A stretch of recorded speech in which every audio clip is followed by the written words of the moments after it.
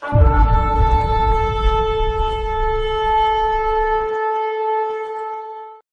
Friends and welcome to the Overcomers. इससे पहले कि मैं इस मैसेज को चालू करूं, मुद्दा ये है कि मैसेज उन लोगों तक पहुंचे जिनको इसकी जरूरत है। यदि आपके दिमाग में, मन में कोई भी ऐसा व्यक्ति हो, जरूर उससे शेयर करिए।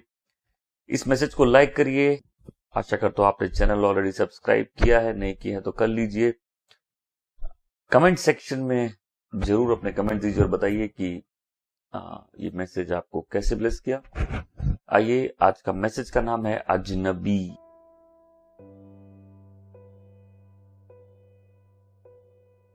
मैं पहले कुरिन्थियों की 7वें अध्याय की पद संख्या 28 से उसका दूसरा भाग पढ़ूंगा। 1 Corinthians chapter 7 verse 28। और पौलुस कहता है, परंतु ऐसे को शारीरिक दुख होगा और मैं बचाना चाहता हूं। आज का मुद्दा है शादी, और पौलुस कहता है कि जो शादी करेगा उसको थोड़ी शारीरिक दुख होंगे और पौलुस उनको बचाना चाहता है। वैसे ध्यान से सुनिएगा। मेरी आशा है कि परमेश्वर आपसे बात करे और जो बात मैं समझाना चाहता हूं वो उन लोगों तक पहुंचे जिसको इसकी जरूरत है। आज 3 प्रकार के लोगों से मैं बात कर रहा हूं, 3 वर्ग के लोगों से, या इसको बोलेंगे 3 अवस्था में जो लोग हैं। एक तो वो जिनकी शादी नहीं हुई और करना चाहते, एक वो जिनकी शादी हो गई और उनके जीवन में कुछ सवाल है जिनका उनके पास जवाब नहीं, और तीसरा वो जिनकी शादी हुई नहीं और करना भी नहीं चाहते।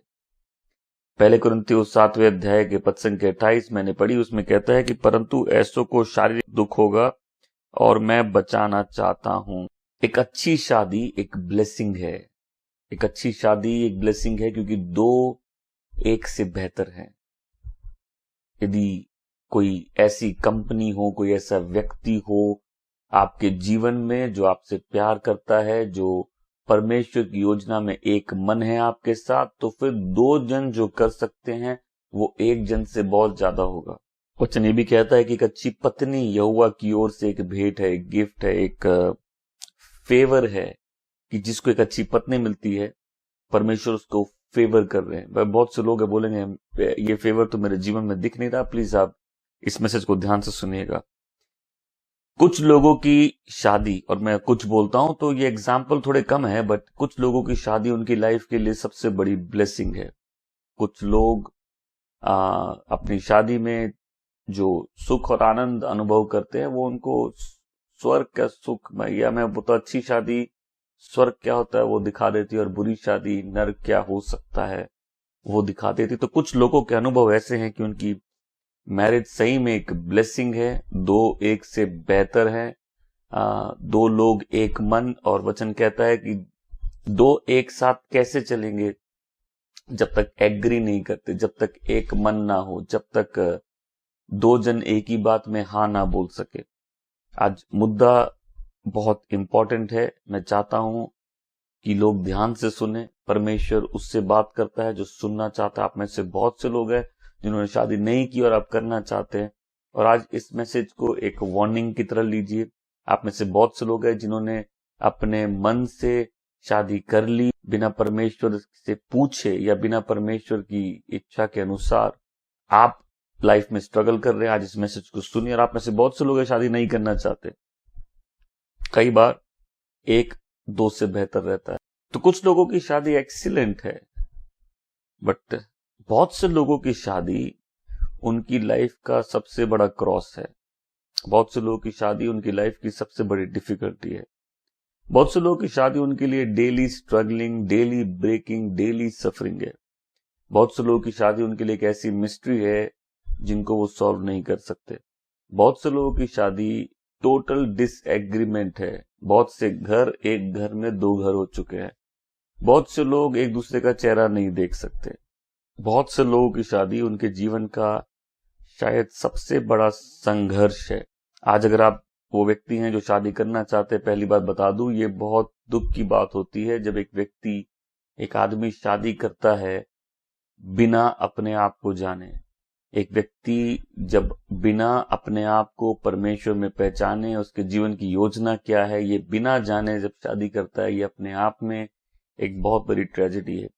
ये भी एक बहुत बड़ी ट्रेजेडी है जब एक लड़की शादी करती है और उसकी कोई योजना नहीं है अपने पति के साथ एक मन होकर उसके अधीन रहकर या उसकी मदद करना है। बहुत से पत्नियां मददगार के बदले कंपटीटर निकल जाती है।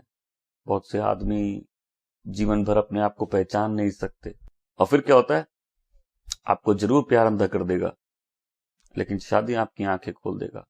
लोग बोलते शादी स्वर्ग में बनी है, कोई लोग बोलेंगे भाई हम तो देख रहे हैं ध्यान से और हमको लग रहा है हमारी नर्क पे बनी। आज इसीलिए हम एक ऐसे व्यक्ति की काउंसलिंग लेंगे जिस व्यक्ति ने एक नहीं बहुत सारी शादियां की। इसने परमेश्वर के नियम को तोड़ा, बहुत सारी शादियां की, अपने जीवन में पतन लाया, और जो एक्सपीरियंस होता है उनकी एडवाइस को थोड़ा तवज्जो देना चाहिए। मैं एक और बात बता दूं, आज का मैसेज प्रोफेटिक है इन अ सेंस कि जिन पंक्तियों से मैं आज के आपसे कुछ बातें शेयर करना चाहता हूं, उन पंक्तियों का सीधा मतलब हो सकता है ये नहीं हो, परंतु एक चिन्ह के रूप में उनके लिए है जिनकी शादी सही में गलत निकल जाती है या जो गलत लोगों से शादी कर लेते हैं। मैं चालू करने से पहले एक बार फिर से पहला कुरिन्थी 7वें अध्याय का 28वीं पंक्ति उस व्यक्ति की पढ़ता हूं जिसने शादी नहीं की, और उसके बाद मैं उस व्यक्ति की वार्निंग पढ़ता हूं जिसने बहुत सारी शादी की। पौलुस कहता है, परंतु यदि तू ब्याह भी करे तो पाप नहीं, और यदि कुंवारी ब्याह जाए तो वो पाप नहीं, परंतु ऐसों को शारीरिक दुख होगा और मैं बचाना चाहता हूं। आप बोलेंगे क्या बात है, आज आप हमें शादी को लेकर डिस्करेज करना चाहते हैं? बिल्कुल नहीं। मैं आपको किसी भी रूप में शादी को लेकर हताश और निराश नहीं करना चाहता। शादी परमेश्वर का एक ऐसा इंस्टीट्यूशन है जिसको परमेश्वर ने बनाया। शादी अपने आप में सबसे बड़ी ब्लेसिंग है। प्रभु यीशु को जीवन देने के बाद लाइफ का सबसे बड़ा डिसीजन होता है शादी, जहां आप अपने आप को एक आदमी से या एक औरत से जिंदगी भर के लिए बांध देते हैं जब तक मृत्यु आपको अलग नहीं कर दे। और इसीलिए कई लोगों के लिए सबसे बड़ी ब्लेसिंग बनती है और कुछ लोगों के लिए ये लाइफ का सबसे बड़ा क्रॉस बनता है।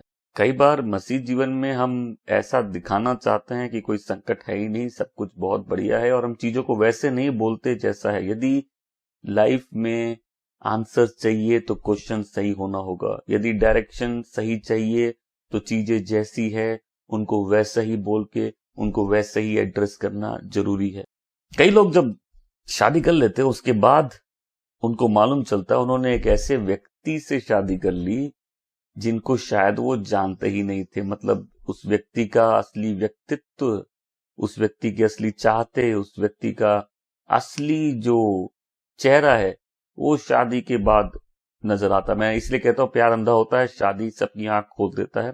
कई लोगों की आंख सीधा शादी के बाद उस पहली रात को या अगले दिन खुलती है और उनको समझ में आता है यह मैंने किसके साथ जीवन भर की वाचा बांध ली। याद रखिए, शादी जीवन भर की वाचा है जब तक मृत्यु किसी को अलग ना कर दे। और कई लोग जब वो शादी की बात आती है, हो सकता है सब जगह सुन ले, मुझे एक मिनिस्ट्री में एक हमारे एक बेटी है जिसको कहती है कि मैंने आपकी सब बात सुनी, सिर्फ एक बात नहीं सुनी।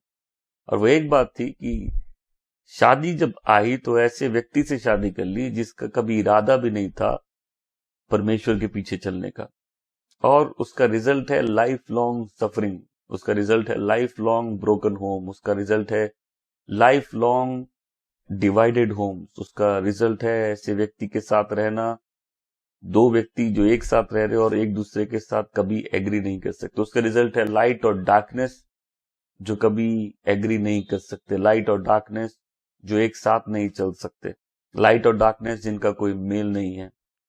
हम आज सुलेमान की दी हुई वार्निंग्स को थोड़ा ध्यान से समझने की कोशिश करेंगे। नीति वचन 7वें अध्याय में सुलेमान उस अजनबी स्त्री या उस अजनबी व्यक्ति की बात करता है जिसके घर में या जिससे रिश्ता रखने के बाद लाइफ कभी भी ठीक नहीं रहती।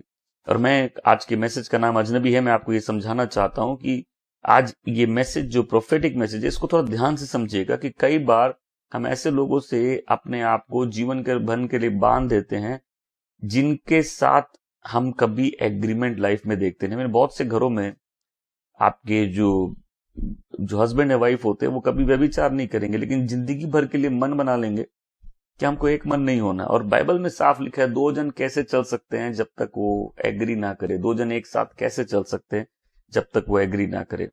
नीति वचन 7वें अध्याय पद संख्या 27 में लिखिए कि उसका घर नरक की ओर ले जाता है, उसका घर अधोलोक का मार्ग है, मतलब उसका घर नरक का मार्ग है, वह मृत्यु के घर में पहुंचाता है। मतलब कई लोग अपने शादी के बाद एक्चुअल में नरक की सफरिंग फेस करते हैं। कई लोग, और मैं खासकर उन लोगों की बात कर रहा हूं जो शादी करने से पहले गॉड पर वेट नहीं कर सकते, जो अपने लाइफ में जो चिन्ह दिखते हैं उन चिन्ह को इग्नोर कर देते हैं, जो अपने पास्टर्स की, एल्डर्स की वार्निंग को इग्नोर कर देते हैं, जो जब शादी की बात आती है किसी की नहीं सुनते और परमेश्वर की भी नहीं सुनते, जो चाहते हैं शादी हेवन में बने लेकिन हेवन से कनेक्ट नहीं करना चाहते, जो परमेश्वर से इस बारे में राय नहीं चाहते, जो अपने दिल की भावनाओं को परमेश्वर की इच्छा से ज्यादा तवज्जो देते। और फिर क्या होता है, लाइफ टाइम सफरिंग का। याद रखिए, यदि आप उस व्यक्ति से शादी कर रहे हैं जिसको आप नहीं जानते और जिसको शायद स्वर्ग भी नहीं जानता, तो आप अपने लिए नरक का वो दरवाजा खोल रहे हैं जो आपको लाइफ में बहुत ही दुख भरे एक्सपीरियंस दे सकता है। इसलिए नीति वचन 7वें अध्याय पद संख्या 4 और 5 में वचन कहता है कि इसलिए बुद्धि से कह तू मेरी बहन है, समझ से कह तू मेरी साथी है, ताकि तू उस पराई स्त्री से, तू उस अनजान व्यक्ति से बच सके जो चिकनी चुपड़ी बातें करती है। मैं फिर से कह दूंगा, आप में से बहुत से लोग हैं जिनकी शादी हो चुकी है और आप बोलेंगे भाई ये तो हमको डिस्करेज करे। बिल्कुल नहीं, आप अभी पूरा मैसेज सुनिए, ध्यान से सुनिए। मैं विश्वास करता हूं परमेश्वर हर एक से बात करे। परंतु आज सबसे पहले जो उस गलती की तरफ आगे बढ़ रहा है, मुद्दा है उसको बचाने का। सबसे पहले जिनकी नई शादी हुई उनको बता रहा है कि कई बार साथ रहने से किसी के बहुत अच्छा होता है कि आप अकेले हैं। हो सकता है 2 जन एक साथ मिलकर ज्यादा काम कर सके, ज्यादा फलदायक हो सके, लेकिन कई बार किसी ऐसे व्यक्ति के साथ रहना जिसको आप ठीक से नहीं जानते, या ऐसे व्यक्ति के साथ रहना जो आपके साथ एक मन होके नहीं चलेगा, ऐसे व्यक्ति के साथ रहना जिसका पहला प्रेम परमेश्वर नहीं है, आपको जीवन में बहुत तकलीफें दे सकता है। नीति वचन 7वें अध्याय पद संख्या 11 में लिखा है, वो शांति रहित और चंचल थी और अपने घर में ना ठहरती थी। मतलब सोचिए किसी की शादी ऐसे व्यक्ति से हो जाए जो शांति रहित हो, मतलब आप घर में कभी शांति देखेंगे नहीं। देखिए कुछ लोग शांति रहित होते हैं, उनको शांति जीवन में आ नहीं सकती। मैं फिर से बता दूं, अगर आप शैतान के बच्चे से शादी करेंगे तो आपको ससुर से बहुत तकलीफ मिलेगी। कुछ लोग हैं जब उनकी शादी होती हो वो शांति का मतलब जीवन में भूल जाते हैं, क्योंकि घर में एक ऐसा व्यक्ति है जिसकी आवाज बहुत ऊंची है, घर में एक ऐसा व्यक्ति है जिसके जीवन में शांति नहीं है, और ऐसे व्यक्ति के साथ रहना मतलब मेरे भी जीवन में शांति जा सकती है। ऐसे व्यक्ति के साथ रहने का मतलब कि घर में कोई जोर से चिल्लाता है और उसने कसम खाई है कि हम कभी भी तुम्हारे साथ एक मन नहीं होंगे। मैं फिर से कहता हूं कि कई लोग पाप नहीं करेंगे, व्यभिचार नहीं करेंगे, लेकिन उन्होंने ठान लिया है कि अपने पति या पत्नी के साथ एक मन नहीं होंगे। वो कभी हाँ नहीं बोलेगी, वो कभी ना नहीं बोलेगी, कभी बेंड नहीं होंगे। कुछ लोग कभी बेंड नहीं हो सकते, कुछ लोग कभी सॉरी नहीं बोल सकते, कुछ लोग कभी भी अपनी गलती नहीं मान सकते, कुछ लोग कभी भी यील्ड नहीं कर सकते, कुछ लोग कभी भी अपना हार्ट सॉफ्ट नहीं कर सकते, कुछ लोग कभी भी नहीं मान सकते कि एक मन होना जरूरी है। सोचिए आपकी शादी किसी ऐसे व्यक्ति से हो जो एरोगेंट हो, रूड हो, जो निर्लज हो, जिसमें किसी प्रकार की कोई कोमलता ना हो। कई लोगों ने शादी कर ली और देखी कि जीवन ऐसा ही निकल गया। वचन कहता है 7वें अध्याय पद संख्या 22 में, वह तुरंत उसके पीछे हो लिया जैसे बैल कसाई खाने को, वह जैसे बेड़ी पहने हुए कोई मूढ़ ताड़ना पाने को जाता है। कभी कोई शादी को कसाई खाने की तरह नहीं देखता, लेकिन मैं चाहता हूं आप सोचिए, कई शादियां ऐसी होती है जो शायद सही में कोई बैल सीधा कसाई खाने में चले गए। कोई ऐसी कई शादी ऐसी होती है जहां सही में जीवन का पूरा नाश हो जाए। कुछ लोगों की शादी सही में ऐसी है जहां उनकी पूरी लाइफ डिस्ट्रॉय हो गई। क्यों?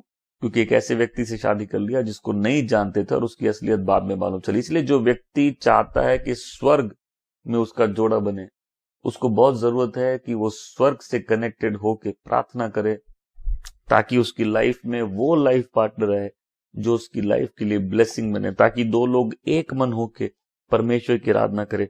ताकि जो बच्चे पैदा हुए वो परमेश्वर में हो और वो परमेश्वर के भय में बड़े हो, ताकि घर में शांति रहे। देखिए कई लोग घर में शांति नहीं है, और शांति नहीं का मतलब फलदायक नहीं, फ्रूट्स बिना शांति के ऐसे नहीं निकलते। कई लोगों के जीवन ही बीत गए लड़के। और इसी पंक्ति का दूसरा हिस्सा कहता है वो जैसे बेड़ी पहने हुए कोई मूड ताड़ना पाने को जाता है। कई लोगों को लगता है कि ये लाइफ लॉन्ग की पनिशमेंट है मेरी मूर्खता के लिए।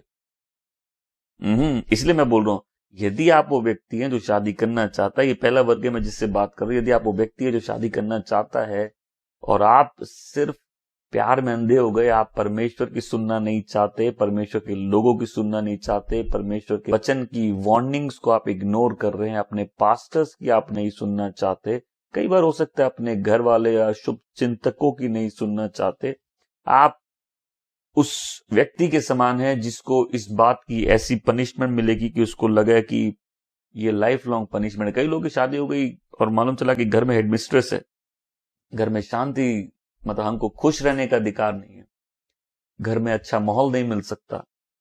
वचन कहता है कि मानव पुत्र के पास सिर रखने की जगह नहीं। और कितने ऐसे मानव पुत्र हैं जो घर जाके शांति से सिर नहीं रख सकते, क्योंकि घर में कोलाहल है, क्योंकि घर में लड़ाइयां हैं, क्योंकि घर में कोई लाउड वोमन है, या घर में कोई हेड मिस्ट्रेस है, या घर में बिल्कुल अशांति का माहौल है। सोचिए ऐसी शादी जहां आप कभी भी खुश नहीं रह सकते, जहां कभी भी अच्छा माहौल नहीं हो, जहां कभी भी फ्रीडम नहीं होता कि आप शांति से अपना सिर रख सके। और फिर लगता है कि ये एक मूर्ख को जैसे उसकी मूर्खता के लिए ताड़ना है।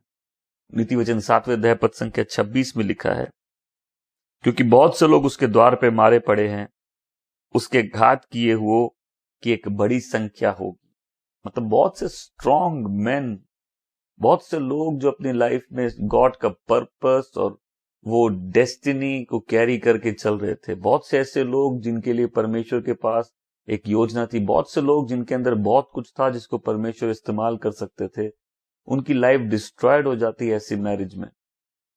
कुछ सुन रहे मेरी बात को, याद रखिए, अकेले चलने से मत डरिए। आपका असली डर होना चाहिए अगर आपको किसी ऐसे व्यक्ति के साथ चलना पड़े जो गलत है। 27वीं पंक्ति कहती है, उसका घर अधोलोक का मार्ग है, वह मृत्यु के घर पहुंचाता है। आपको सही में लगेगा हम नर्क जा रहे हैं, आपको सही में लगेगा कि ये शादी नर्क है, मेरा जीवन नर्क हो गया है। कई लोगों के लिए ये सफर तभी से चालू होता है जिस दिन उनकी मैरिज रजिस्टर्ड हो जाती है, जिस दिन वो कह देते हैं मैं तुम्हें पति या पत्नी के रूप में स्वीकार करता हूं। फिर क्या होता है, लाइफ लॉन्ग आप बर्न्ड होइए, ग्रिल्ड होइए, टोस्टेड होइए, रोस्टेड होइए, जब तक आपका वो एक्सपीरियंस परफेक्ट नहीं हो जाता। अकेले चलने से डर नहीं लगता, गलत व्यक्ति के साथ चलने से डर लगता है। आज पहले वो लोग जो शादी नहीं की और करना चाहते हैं, यह आपके लिए एक वार्निंग है कि ऐसे व्यक्ति से शादी ना करे जिसको परमेश्वर ने आपके लिए नहीं चुना। ऐसे व्यक्ति से शादी ना करे जिनको परमेश्वर का भय नहीं है। ऐसे व्यक्ति से शादी ना करे जिनका पहला प्रेम परमेश्वर नहीं है। और उससे क्या होगा, सोलोमन की वो वार्निंग्स बाद में समझ जाएगी कि जैसे एक मूर्ख को ताड़ना मिलती है, लाइफ एक पनिशमेंट बन जाएगी। शादी या तो किसी के जीवन को बना सकती है या बिगाड़ सकती है। अब बहुत से लोग हैं जो आप देख रहे हैं और आप जब इन बातों को सुन रहे हैं तो आप बोल रहे हैं मेरा क्या, मेरी तो शादी हो चुकी है, मेरा क्या, मेरे पास तो कोई ऑप्शन नहीं है। नहीं, आप बात ध्यान से सुनिए। वचन कहता है हर बात भलाई की ओर ले जाती है उनको जो परमेश्वर से प्रेम करते हैं, उसकी इच्छा द्वारा बुलाए गए हैं। परमेश्वर ने आपको आज नहीं चुना, परमेश्वर ने आपको आपकी मां के पेट से चुन लिया था। और आपको ये विश्वास करना होगा कि भले ही मैंने लाइफ में गलतियां की, परमेश्वर हर बात भलाई की ओर ले जाते हैं। कई बार जब लोग उस क्रूज को उठाते हैं, कई बार लोग जब अपने मैरिड लाइफ में ब्रेक होते हैं, वही टाइम होता है वो परमेश्वर के और करीब आते हैं। कई बार परमेश्वर ऐसी परिस्थितियों को इस्तेमाल करते हैं लोगों को परमेश्वर के और करीब लाने। कई बार परमेश्वर ऐसी परिस्थितियों को इस्तेमाल करते हैं लोगों को और तोड़ने और विनम्र करके अपने रास्ते में चलाने के लिए। कई लोग हैं जिनकी शादियां सही में खराब थी, पर मैं एक उदाहरण के तौर पे जॉन वेस्ली की कहानी बताना चाहता हूं, जिसको परमेश्वर ने बहुत जबरदस्त रूप में इस्तेमाल किया। और आज जो पूरी डिनोमिनेशन है मेथोडिस्ट, उसके फाउंडर है, उनकी शादी जिस औरत से, वो उसको दुष्ट कहते और कहते हैं कि मेरी शादी ही शायद, अगर बोलता है कि अगर मेरी शादी किसी ऐसी औरत से होती जिससे मैं बहुत प्यार करता, शायद मैं इतना काम नहीं कर पाता। परंतु इस तकलीफ ने मेरे को मेरे टोस पे रखा, मतलब मेरे को एकदम एज पे रखा। उस कारण से मैं जो कर पाया हूं उसका श्रेय जीवन में इन परिस्थितियों को भी जाता है जो मेरे हाथ की बाहर है। कई बार जब हम कमजोर होते हैं तभी परमेश्वर का अनुग्रह हमारे जीवन में दिखता है और परमेश्वर अपने आप को बलवान दिखाते हैं हमारे जीवन में। पौलुस ने भी कहा था, 3 बार प्रार्थना की कि प्रभु ये कांटा मेरे शरीर से हटा ले, लेकिन प्रभु कहते हैं माई grace is sufficient for you, मेरा अनुग्रह तुम्हारे लिए काफी है। यदि आपकी शादी ठीक नहीं है, ये मत सोचिए कि परमेश्वर आपसे प्रेम नहीं करते या आपके जीवन में रुचि नहीं रखते। परमेश्वर ने आपको बुलाया। परमेश्वर कभी किसी जोड़े को नहीं बुलाते। या तो आपके साथ जो व्यक्ति है वो आपके जीवन में मदद करेगा एक साथ चलने में, या जीवन में रोड़ा बनेगा आगे बढ़ने में। परंतु परमेश्वर ने आपको बुलाया, आपको चुना है। और एक अच्छी शादी, कई बार हो सकता है किसी को वो सुख ना मिले, परंतु उससे बहुत इंपॉर्टेंट है एक अच्छी लाइफ जो परमेश्वर में रूटेड हो, जहां आपकी जड़ें परमेश्वर में गहरी हो। याद रखिए, शादी हो सकता है खराब हो गई हो, लेकिन उस शादी में किसी विश्वासी का खराब हो जाना, ये शायद परमेश्वर को ज्यादा खराब लगता है एक शादी खराब होने से। इसी तरह वो व्यक्ति हैं जिसने ऑलरेडी शादी कर ली और आपकी शादी वैसे नहीं निकली जैसा आपने सोचा था। याद रखिए, आपका प्रभु में विनम्र रहना, आपके प्रभु में बने रहना, प्रभु के पीछे चलते रहना और इन्हीं परिस्थितियों में और पवित्र होकर आगे बढ़ना, ये सबसे ज्यादा इंपॉर्टेंट है। अब बचे तीसरे लोग जिनकी शादी नहीं हुई और करना भी नहीं चाहते। पौलुस कहता है कि ऐसे लोगों को शरीर में तकलीफ होगी जिससे मैं उसको बचाना चाहता हूं। ऐसे केसेस में जब लोग काफी डिस्करेज रहते हैं शादी को लेके, ऐसे केसेस में जहां बहुत जगह बैड एग्जाम्पल्स दिखते हैं, याद रखिए अच्छे एग्जाम्पल्स भी हैं जो कम दिखते हैं परंतु हैं। बाइबल में लिखा है कि यदि जलते हो तो इससे अच्छा शादी कर लो। यदि कोई व्यक्ति है जो जलता नहीं है, मतलब उसमें वो चाहत नहीं है और वो परमेश्वर को अपना समय देना चाहता है, तो याद रखिए अगर परमेश्वर ने आपको वो अनुग्रह दिया है तो ये भी एक बहुत ब्लेसिंग है। क्योंकि जो शादी करता है उसकी चिंता दुनिया की बातों में रहती है, लेकिन जो अकेला है वो पूरे मन से परमेश्वर की सेवा कर सकता है। वचन कहता है कि ये दिन बुरे हैं, इसलिए जिनकी शादी हुई है वो भी ऐसे चले जैसे शादी नहीं हुई है।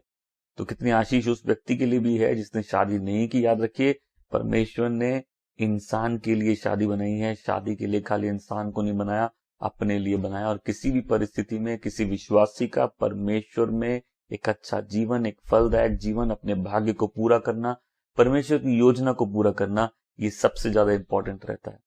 हो सकता है आप वो व्यक्ति हैं जो शादी करना चाहता है। हो सकता है आज की जो वार्निंग्स है, जो मैसेज है, वो आपके लिए एक रिमाइंडर कॉल की तरह आए। और मेरी प्रार्थना है कि बहुत से लोग उन गलत रिश्तों से, जिसमें वो लाइफ लॉन्ग के लिए अपने आप को कमिट करना चाहते हैं, बच जाए। मैं दुआ है कि बहुत से लोगों की आंखें खुल जाए और वो आगे आने वाली तकलीफें उनको दिख जाए। बहुत से लोगों को समझ में आ जाए कि हर शादी हेवन में शायद नहीं बनती, कुछ हेल में भी बन जाती है जब आदमी अपने तरीकों से चलता है। यदि आपकी शादी हुई और आप संघर्ष से जा रहे हैं, विश्वास करिए कि परमेश्वर आपसे प्रेम करते हैं। उसने आपको बुलाया, आपको चुना है। और हर परिस्थिति में ये इंपॉर्टेंट है कि आप प्रभु में बने रहे।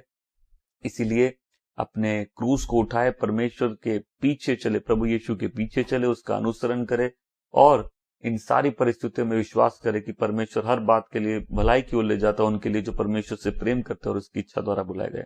और यदि आप वो व्यक्ति हैं जो सही में अकेले हैं और खुश है, तो अच्छा है, क्योंकि मैं तो ये विश्वास करता हूं कि अकेले चलने से डर नहीं लगता, लेकिन गलत व्यक्ति के साथ चलने से बहुत डर लगता है। आइए मैं प्रार्थना करूंगा। प्यारे पिता, हम धन्यवाद देते हैं आज के इस वचन के लिए और दुआ करते हैं परमेश्वर, जितने लोग लॉर्ड उस संघर्ष से जा रहे, लॉर्ड आज उनके दुआ करता हूं कि उनके मनों को स्थिर करिए लॉर्ड, अपने आत्मा से उनको भरिए लॉर्ड।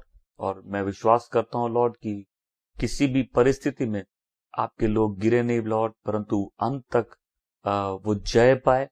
और लॉर्ड मैं दुआ करता हूं लॉर्ड, जिन्होंने आज ये मैसेज सुना लॉर्ड, उनके अकेलेपन में भी आप उनको कंफर्ट देंगे लॉर्ड, और वो मन अपना बना लेंगे कि मुझे अंत तक परमेश्वर में बना रहना है और अपने विश्वास में स्थिर रहना है। प्रभु दुआ करता हूं उन लोगों के लिए लॉर्ड जो आज इस वचन को सुन रहे हैं और गलत रिश्तों में फंसे हैं। यीशु नासरी के नाम से लॉर्ड अद्भुत डिलीवरेंस बोलता हूं लॉर्ड, उनके माइंड में वो डिलीवरेंस बोलता हूं, उनके स्पिरिट में वो लाइट बोलता हूं रेवलेशन की लॉर्ड, कि उनको अपनी गलतियां समझ में आ जाएगी लॉर्ड। और कई लोग लॉर्ड जो अपने धुन में गलत रिश्तों के कारण बहुत से गॉडली रिलेशनशिप, जो वो रिलेशनशिप जो परमेश्वर में वो खराब कर दिए लॉर्ड, आई प्रे लॉर्ड ऐसे लोग को आप रेस्टोरेशन के पाथ में लेके जाएंगे और गलत रिलेशनशिप से लॉर्ड आप डिलीवर करेंगे father. And we thank you Lord उन लोगों के लिए जिनको आपने ग्रेस दी है सिंगल रहने के लिए लॉर्ड, और आपकी सेवा में जीवन बिताने के लिए परमेश्वर। हम धन्यवाद देते सारी बातों के लिए। इन सारी दुआ को यीशु के नाम से मांगते हैं, आमेन एंड आमेन। प्रभु आपको बहुत आशीष दे। आई होप आज का मैसेज ब्लेसिंग था।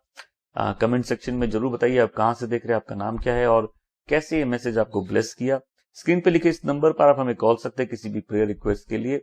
और यदि आप स्कूल ऑफ फेथ के बारे में जो हमारी ट्रेनिंग है बिलीवर्स के लिए, मिनिस्ट्री के लिए, यदि आप उसके बारे में जानना चाहते हैं तो इसी नंबर पे हमें कॉल या व्हाट्सएप कर सकते हैं और आपको हम सारी जानकारी देंगे। अब इस मिनिस्ट्री के मैसेजेस शुभ संदेश में एवरी सैटरडे, हर शनिवार सवेरे 9 से 9:30 आते हैं। आप वहां भी देख सकते हैं या अपने दोस्तों को, परिवार वालों को बता सकते हैं वहां देखने के लिए। मैं आपसे मिलूंगा अगले हफ्ते और कमर्स में। God bless you.